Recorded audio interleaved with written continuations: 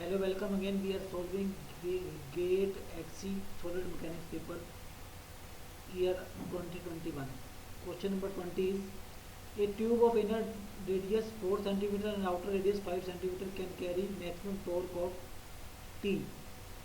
This tube is now replaced by solid circular shaft of the same material. The minimum radius of solid circular shaft in centimeter round up to 2 decimal places to carry the same amount of torque is. Now from the torsion equation we have this T by J tau by R. Okay. Now when we take hollow shaft, this R is your R naught outer radius for maximum shear stress, and when we take solid shaft, then R is your radius of uh, solid shaft. Okay. So now for the same torque, uh, these two quantities should be same. Okay, Jh by R naught tau and tau s is equal to tau by R, and it is also given that the material is same, so the maximum shear stress taking ability is also same. Okay, so it means this tau will cancel out, this tau will be same for both. Okay, now for the hollow shaft, GH polar moment of inertia is pi by 32, d naught 4 minus di 4, d naught is the outer diameter, di is the inner diameter, and for solid shaft the polar moment of inertia is pi by 32 d 4. Okay, so we can equate, we can put this value. Okay, and where d is your r by 2r, sorry, and d naught is your 2r naught, and di is your 2ri. Okay, so putting the value we can get r as 4.19 centimeter. Okay, so here we will put the value of gh and gs and r naught and sorry, r naught and r will remain same. Okay, now we will cancel out, so r will be here 4.9 19 centimeter. Here 5 4 5 by 2 4. Okay, diameter of the outer inner radius is the 4 and outer radius 5. Okay, so 5 4 minus 4 4 divided by 5. Okay, divided by 5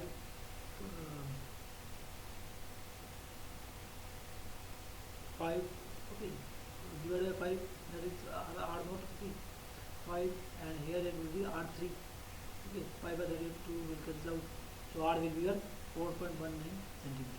Next, a system A or a system in system A, rectangular block of mass m is centrally supported on spring of stiffness K as shown.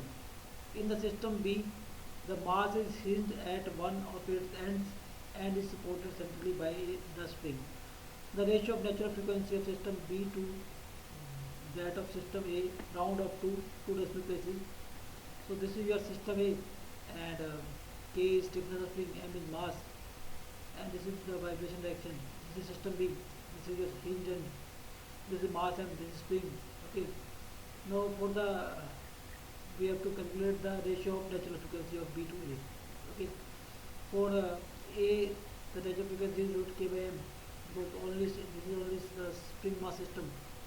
And for the system B, if we replace the load by an angle theta, then there will be deflection spring.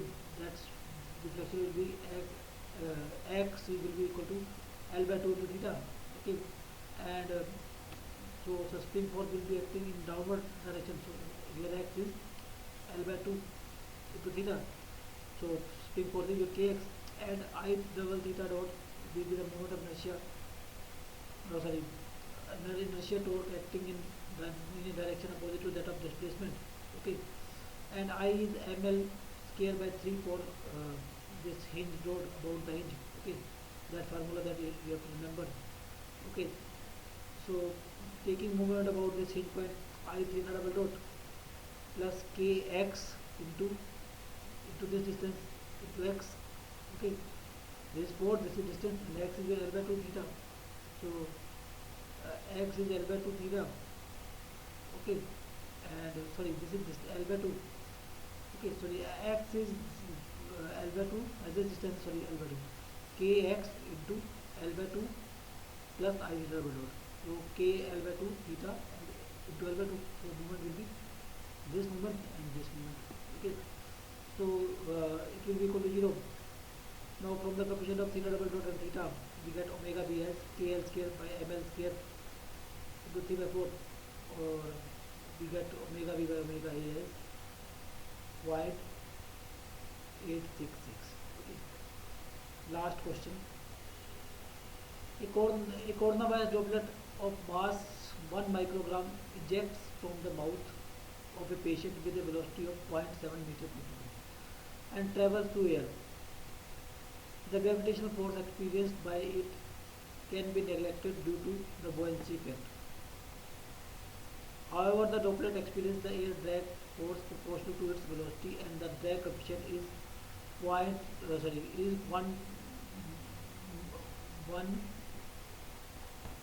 and drag coefficient is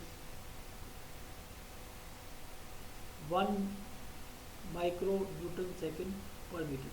The distance travelled by the droplet before its velocity dropped to 10% of its initial velocity in meter, rounded up to 2 decimal places. So the drag force is equal to inertia force. Okay, and the drag force is given as coefficient of drag is here 1. Okay, and proportional to velocity, so drag force is 1 into velocity. Okay, and the velocity drops down by to 80%, to 90%. Okay, so initial change in velocity here, du is your change in velocity here 90% drop. Okay, the initial velocity is 0.7 and final velocity is your final velocity is your 0.7 into 10 by 1000. Okay, so now this is your inertia force, this is your drag force. Okay, separating variable dt du, u dt and u. Okay,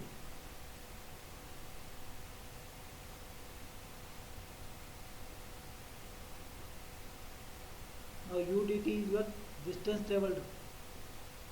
Okay, u is the velocity, dt is the time. So it can be written as distance ds, and this is du. Now integrating, s will be your u1 minus u2. So u1 is your 0.7 and u2 is your 0.7 minus 0.7 to 10% of 0.7. Okay, so distance will be 0.63.